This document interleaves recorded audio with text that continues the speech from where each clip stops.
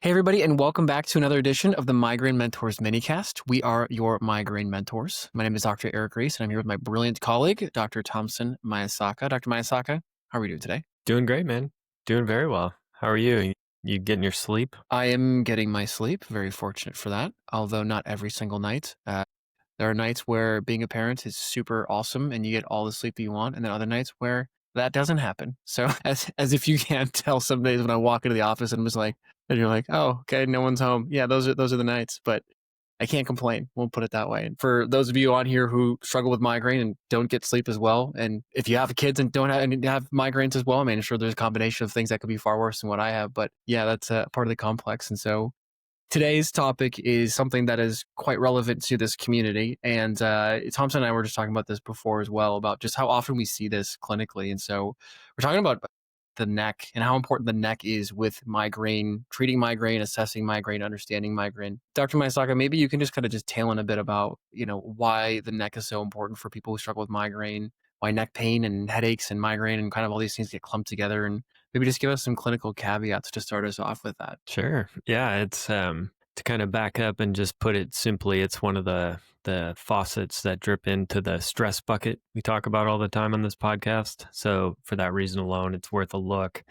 It's also important because it is immediately adjacent to something in the literature, which is very commonly tied to migraine. It's sort of one of call it like a hub, sort of a really important keystone area where a lot of things sort of meet up there. It's called the TCC for short. If you're a nerd out there like us, it's called the trigeminal-cervical complex. So it's nerd speak for the hub of inputs that basically dictate whether or not you're going to have a migraine or not. So it's located really, really close to the C1 and C2 junction, sort of very lower brainstem. So the presence and location of those two cervical vertebrae allow it to speak very loudly into this complex that is largely responsible for integrating many different inputs and ultimately integrating into a place that's going to give you a migraine, or if it's just going to keep you in the status quo. There's some other things that speak loudly into it, which we can cover at a different time. But I think just by nature of how much input is actually sent to that area and its immediate just spatial location in relation to that complex we just mentioned, it's incredibly important for migraine. And anyone that will tell you neck pain is, I would argue, Erik, I'd be curious if you hear this as well, probably the most common symptom of the 50 or 60 that can happen. I think we'll put it this way. It was surprising for me to put together the newsletter today with you talking about this topic, because I think it's so intuitive for us as providers to be like, well, yeah, of course you struggle with migraine. You're going to have neck pain, right? But I think for a lot of people, they look at it as like separate entities or separate symptoms. And as we've talked about ad nauseum on this podcast and in our newsletter, like there's so many things that people try and separate and like compartmentalize and say, oh, the gut is different than the brain, or your headaches are different than your metabolic state. And it's like, no, all this stuff is tied together. And so, like people who have migraine, of course they have neck pain. I mean, it's such a common symptom. And I think for providers, it's probably so common that a lot of people just overlook it as well and don't really consider fully about like what the pain is doing. Because clinically, what I've seen is that people who are in higher levels of pain seem like they're just closer to threshold for having migraines in general. And then when you have these migraines in general, it seems like you're just more apt to be having pain. It's that vicious kind of positive feedback loop that we're always trying to disrupt people with therapies, care, and rehab. So with that said, I mean, it's kind of established, or at least we've established that like migraines are quite commonly associated with neck pain. Dr. Maesaka, what are your kind of go-tos for treating those things? What do you find common with patients? And then what are like some of your therapies and approaches that you bring to the table for those patients who are struggling with that? Yeah. I think the first step that I look at is your neck tight because of some sort of vestibular or oculomotor deficit? Typically, if the tight neck muscles are a compensation for some other faulty circuitry, removing that compensation will usually result in a short-term and relatively long-term increase in symptoms. So if if the body has your neck like this for a reason, and then you take that away from it, usually comes back a little bit stronger and lets you know that's not really a neck issue. So I would assume that has been cleared before going into more specific therapies. The ones that we use that work really well, I've been experimenting with the ARP wave a lot and doing different protocols with that. Think of it like neurologic soft tissue therapy. It helps muscle groups communicate more efficiently and allows them to become more balanced pretty quickly. I do a lot with like the pec minor and serratus anterior synergistic pair. There's, pairs of muscles throughout the body that are kind of equal and opposite. So if one's tight, the other one's loose. Biceps, triceps, quads, hamstrings, things like that. So by sort of stripping and doing something called PNF on the pec minor, which takes your shoulder from anteriorly rotated and internally rotated and getting it back, so you almost feel like you're sitting up like Superman. The orientation of your shoulder now is taking tension off of the trapezius muscle, which if you're watching is right here. If you're not watching, it's like the upper back muscles. They get tight when you sit. The insertion point of those is right where we're talking about at C1, C2. So I do a lot of orthopedic, sort of more postural physical therapy style rehab in the sort of more medium term. And then if it's really acute, then the classic ART soft tissue therapies. Every once in a while, do manual adjusting. But sometimes, Eric, have you ever, taken someone like you mentioned that's a little close to threshold and just overdone it a little with the soft tissue therapy and actually set them back? Mm-hmm. Yeah. I will put it this way. There's a reason they call it clinical practice, is that you are always learning about what works and what doesn't. And I think the hard part for me is, from a neuro perspective, we're always taught to look at like, oh, okay, fatigability with like pupil reflexes, or like, just checking autonomics and seeing how close somebody is to threshold or what their bandwidth looks like. And even when I'm checking those and looking at that, I still find myself like making mistakes or at least pushing somebody too far, even though when I thought they could handle it. And so, yeah, of course, I think that's one of the reasons why I really like our clinical model, which is that I think less is more, but more importantly, too, it's really targeted and really specific. And I really view every patient like my pro athlete, like, what can I do to help you today? And allow you to improve your capacity, but not like have you go boom, boom, boom, you're good. And all of a sudden, like, here's the cliff and you just have a complete like crash, right? So easier said than done. But yeah, I mean, anybody who's been in practice long enough or been in practice in general, and telling you the honest truth, should be willing to tell you that, yeah, like they've made mistakes clinically. If you have somebody or a doctor that you are working with and they're like, oh, I never have done that before, run the opposite way, because they're completely lying to you. And if they haven't done that before, then they're not willing to actually do what it takes to try new things to get you better. Yeah, I've made my fair share of mistakes. And I think with that comes the successes that we've been able to have with patients, because I've learned and I've realized that, my thought process maybe needed a bit of updating. Totally.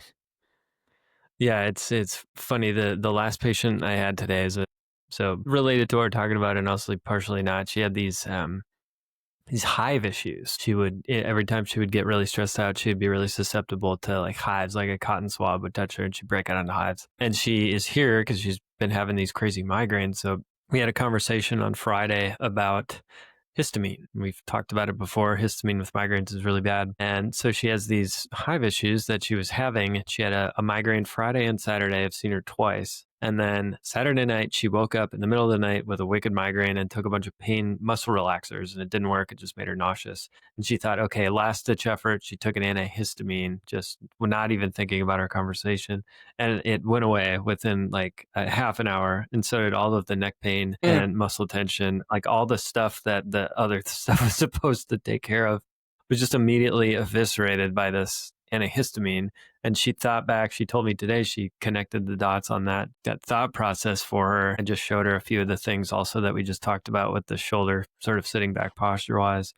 And she's been great. It was one of those like aha moments for her that, oh, okay, my neck is involved and these things make it feel better. And for her, if you're watching out there and you're not sure if histamine is a big deal or not, look into it, because with her, it completely, she's been having, 18, 19 migraines a month for about a decade and figured out how to break one with an antihistamine in an hour. So that was kind of a cool, literally the last person I talked to before I just came from that patient to you right now. So if you're listening, hope that's helpful. Don't you love those stories? Yeah. Like, I'm sure you've had enough of them. They're just like the best way to end the day. It is. Those things get me so excited, though. They remind me of how much I love clinical practice. And I think more importantly, too, they just show that, like, for so many people who are out there who are struggling and are like, I've tried everything. I feel like I've seen all the doctors, tried all the medications and all the stuff. Like, there's still potential options out there to help you, right? So it may not be, you know, one thing. It could be a multitude of things in a pattern or in a sequence or collectively together integrated that could help you. And so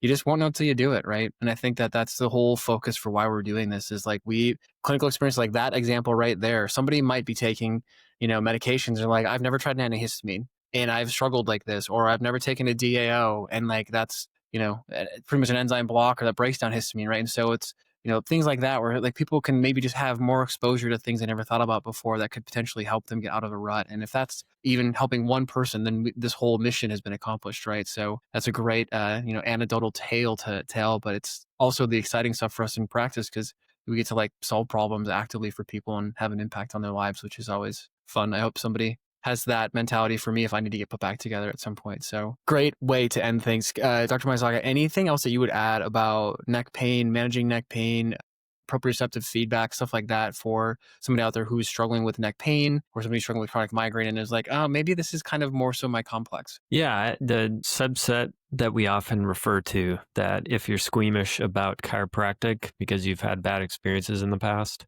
like the loud rack'em crack'em Bruce Lee style stuff, look up something called NUCCA, National Upper Cervical Chiropractic Association. Usually very well tolerated with migraines, especially if you get dizzy during your attacks or if you get dizzy moving your head around. They typically do a series of x-rays for the upper two cervical vertebrae, which we were talking about earlier, which are most commonly implemented with the sort of locked up feeling at the top of your spine. Very specific and very gentle. So if you have not had great luck with sort of aggressive adjustments in the past, but you thought it kind of helped, try NUCA because I've seen a lot of people really, really benefit from that. Very safe, very conservative in the way that they adjust the bones. It's sort of, you'll leave probably feeling like you didn't do anything, but then I've had a lot of patients say they've found great success in it. So I would check that out. It's very specific to migraine. What about you, Eric? Yeah, good show. I also think too, one of the things I've been doing a lot more lately is just using activator and like activator based treatments, which is a tool or like an automated way to not have to use like big, rigorous, high velocity, low amplitude adjustments. I'll just be using the activator and I use it almost in a percussion style. We have percussors in the office we use all the time. What's cool with that is there's different neurological mechanisms that deal with these little myotendinous junctions, the Golgi tendon organs, and these muscle spindles. And you don't have to know any of that stuff, but just know that percussion can benefit you on a musculoskeletal level, of like allowing muscles to just change their tone in a beneficial way. And so I've been using that a lot, and I find that really is helpful and just changing things up. I think I'm always just trying to like challenge myself and like learning things that you're doing and what Mike's doing, Dr. Hennis is doing in the clinic. It's always nice to just be reminded of things. And so I guess the moral of the story today and kind of to end this is like there's so many options for you out there if you're struggling with chronic migraine and you've got associated neck pain, right? Whether it's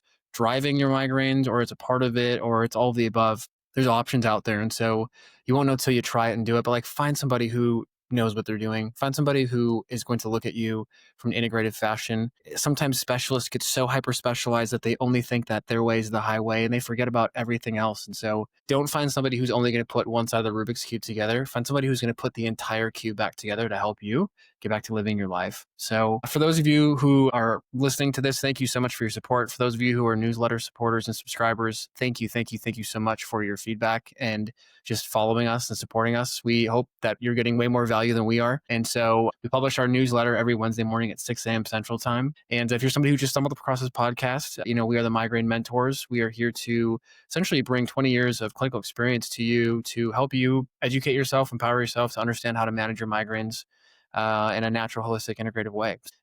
Everybody who's joining us today, we hope to see you at the next episode. And thank you once again for just participating in this and being a part of our journeys. We'll see you again at the next week's episode.